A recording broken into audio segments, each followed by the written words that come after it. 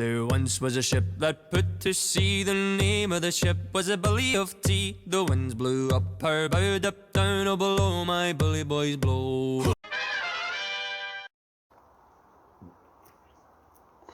А сегодня я расскажу вам, как же защититься от дикого зверя в таком вот примерно лесу. Да. Мы плюс-минус в Сибири находимся, да? То есть вокруг дикие звери. Может, кабан вон там поджидает, может, там волк.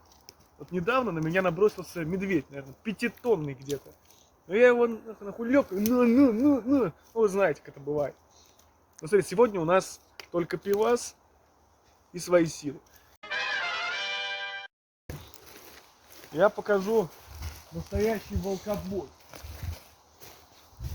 Вот эта хуйня. Так и берешь, на, погорби. Дорогой дневник, мне не подобрать слов, чтобы описать боль и унижение, которое я испытал сегодня. Моя жизнь поломана навсегда. У меня есть только палка. Вот я чувствую, что зверь приближается. Ну, какой-нибудь медведь, там, волк. Ну, если волк, то вообще похуй. Можно вот так вот ногой его пиздануть, и все, отлетит. А вот с медведем уже посложнее. То есть вы видите его, вот он издалека бежит, откуда-то бежит. Вы понимаете, что как бы, ну, одной палкой вы его нахуй не уебашите. Я-то могу, как бы, мне не сложно.